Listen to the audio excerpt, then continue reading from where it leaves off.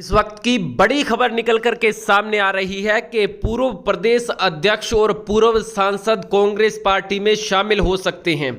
हालांकि इसकी कोई औपचारिक घोषणा नहीं हुई है, लेकिन यदि ऐसा होता है तो कहीं ना कहीं कांग्रेस पार्टी जो फिर से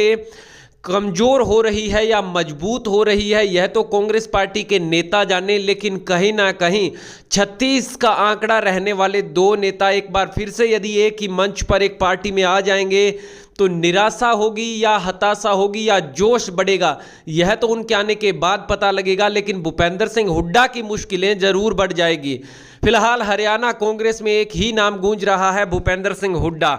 और उनके विरोधी दल के जो नेता थे, जो विरोधी नेता थे, उन्हीं की पार्टी में वो भी उनका साथ दे रहे हैं। चाहे कैप्टन अजय सिंह यादव हो, रणदीप सिंह सुरजेवाला हो, किरण चौधरी हो, कुमारी शैलजा हो, तमाम नेता कांग्रेस की राहुल गांधी की भारत जोड़ो यात्रा के बाद एक मंच पर एकजुट होते हुए नजर आ रहे हैं और निश्चित रूप से कांग्रेस पार्टी मजबूती की तरफ बढ़ रही है।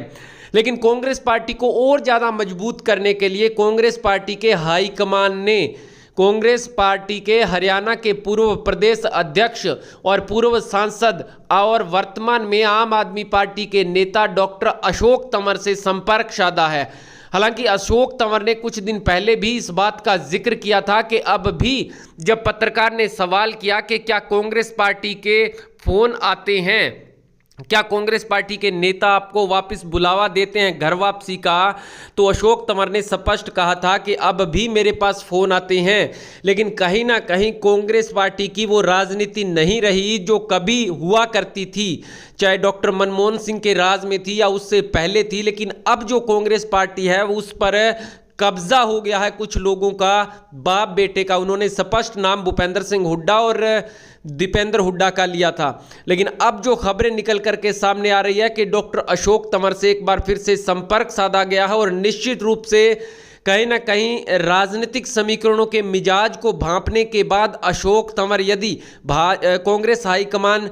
लगातार संपर्क में रहता है तो चुनाव से ठीक पहले अपनी घर वापसी कर भी सकते हैं, क्योंकि वर्तमान में ना तो आम आदमी पार्टी में उनके पास कोई पद है और ना इतनी ज़्यादा पूछ, और ना ही आम आदमी पार्टी का फिलहाल के आंकड़ों और समीकरण के हिसाब से हरियाणा में भविष्य देखें तो इतना उज्जवल होता हुआ दिखाई नहीं दे रहा है जितना कि पंजाब के अंदर हुआ था।